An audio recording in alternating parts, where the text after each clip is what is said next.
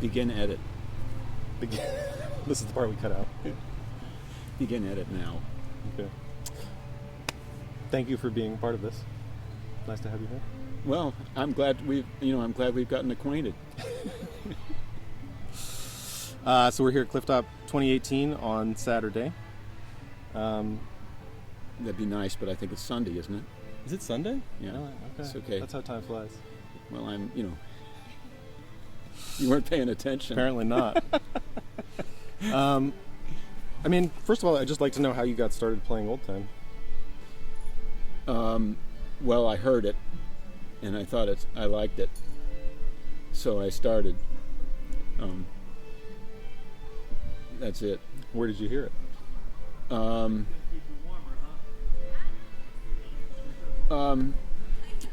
This was a long time ago when making distinctions like that weren't really necessary because the available, if you don't count AM radio, which was all there was, your options for music were limited to a handful of vinyl albums. So I think probably the first time I heard what you now call old time would have been something like the Holy Modal Rounders from New York City, and I just liked their sound, and I thought, okay, I was a great guitar player, crazy fiddle man. I like that sound. I think I better. I was playing guitar at the time, and had been a long time, and I thought, I guess I got to get a fiddle. Mm-hmm. And so you found one.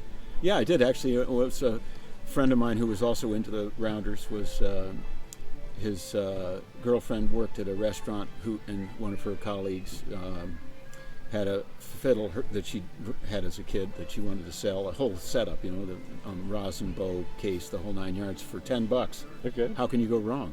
I had $10. And did you go wrong? No, I still got it. I still play it. Okay. But that was it. That was it. Get rolling. And so at first it was just records, not people playing. Right. I don't know the first time I ever saw. I don't know the first time I heard somebody. The first time I heard somebody play the fiddle was a bluegrass style band in a bar, but that was once, and otherwise it was never. I didn't. Not again until years later. When did you start playing with people then? That friend of mine, we played together quite a bit, but then I moved from. I was in New Hampshire then. I moved to Ohio. And after about a year there, I started playing with some people in Ohio. Mm-hmm. There was a scene out there. Yes, there was, and I was, I'm afraid somebody might see this that knows me, but I was part of that. Where was it in Ohio? Columbus. Okay. And there's still lots going on there now. Right. Yeah, for good reason. Mm-hmm. It's fun. But we've talked about this before, you learned mostly just by hanging out with people and picking up tunes, or also off of records, or? I don't think I really learned a lot from hanging out with people. Mostly I'd had a repertoire before I started playing with people from listening to records. And then mostly I had a repertoire people were learning tunes from me from. And then and I was constantly trying to learn new tunes, so that it was, I was ahead of that curve a little bit like that. Yeah. To some extent. But how would you, when you would sit down, you just put the record on and play the tune over and over again and see what you could figure out? More I'd put a record on, and if it was a tune that stuck in my head and I started whistling it, and then I would be living my life while I was whistling that tune. And sometimes, you'd pick up a tune right away. More commonly, I'd whistle that tune for a while, and then it would start to come. Sometimes, I would whistle that tune for a while, and it wouldn't happen for 30 years. That also has happened.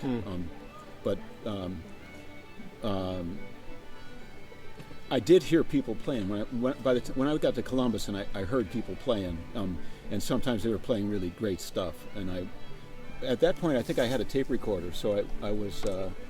There were times when I made tapes of people playing that I was playing with, and for the most part, we're talking about cassettes that you can't do much with except live through all of the stuff that gets to the part you wanted, that kind of thing, So that's not that flexible.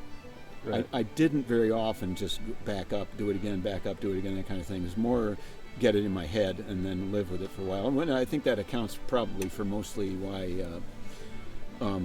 I don't really play exactly what I heard somebody playing.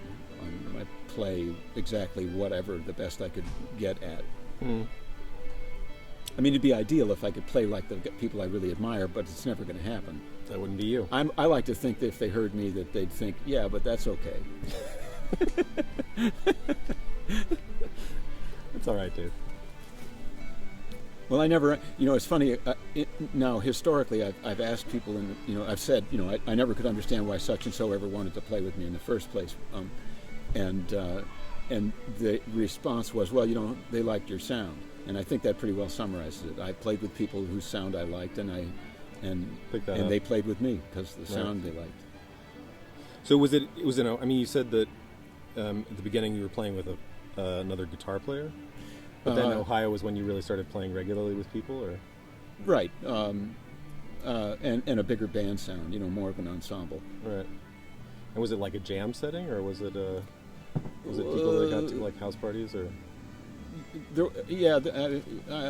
I never really thought about it in those terms. But it was, a jam setting, I guess. I'm not, I never really had to put names on stuff like that, Right. Just get together and play.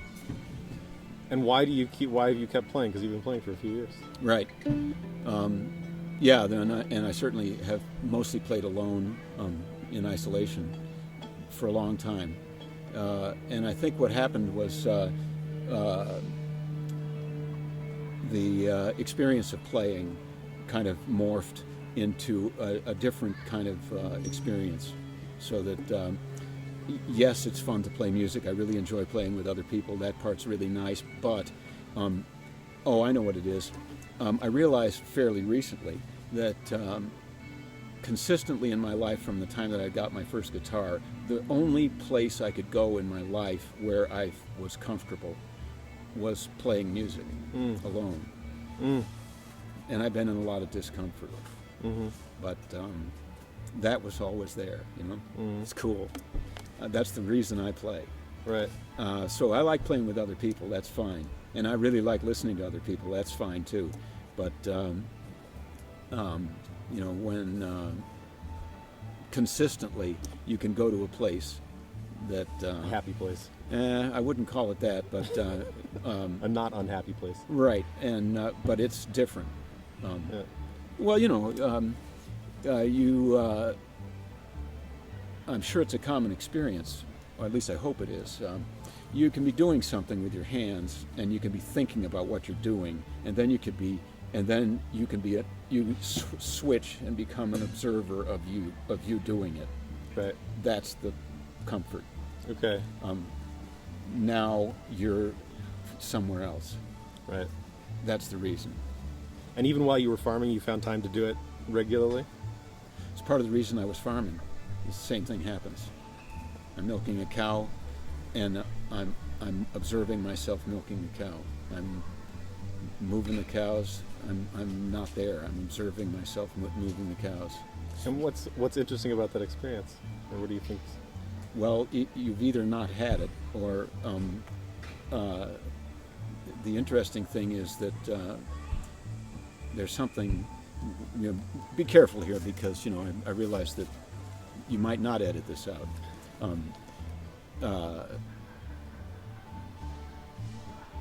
There's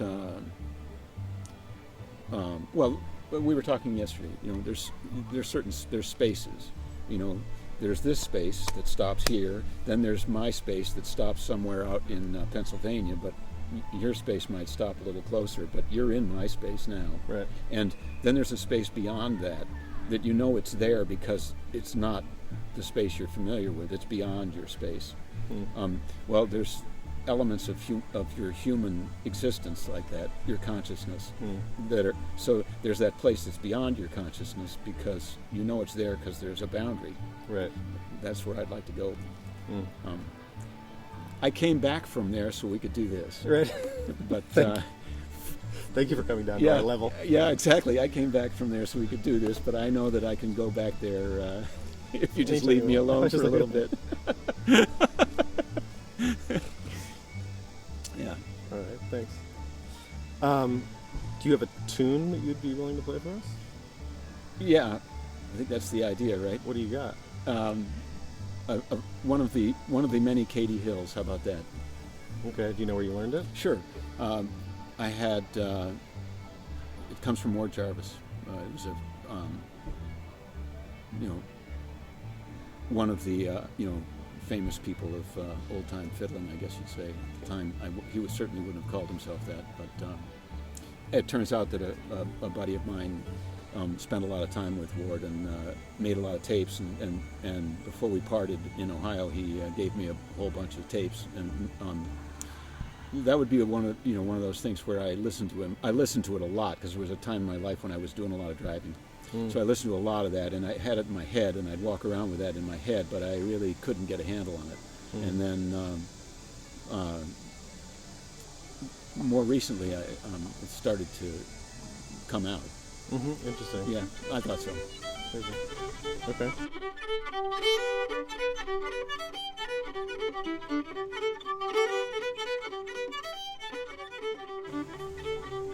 This is a version of Katy Hill that I got from Ward Jarvis's playing. And my apologies, posthumously to Ward.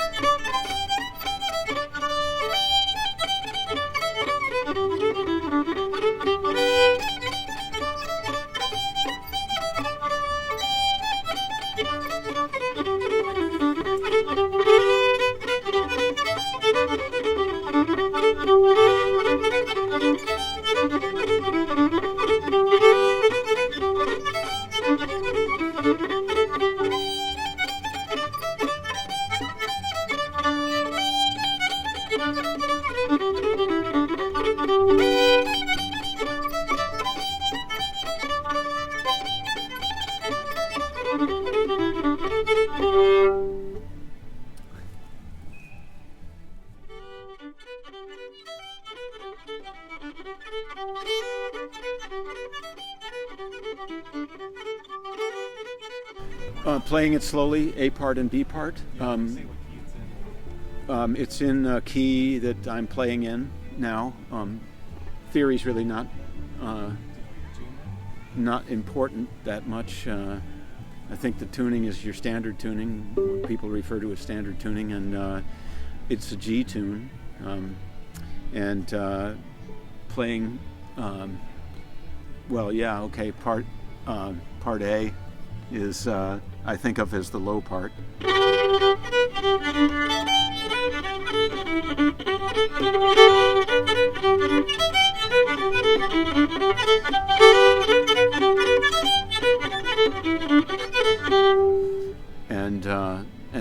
the high part B.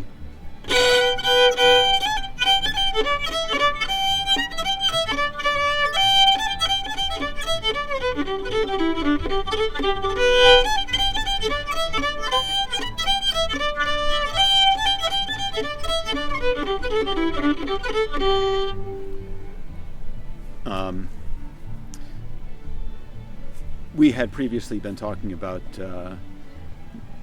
my own attitude towards slowing things down, and but I understand that it's a benefit in some respects, but you definitely lose something. It's like weakening your coffee. It's like low beer. What's the point?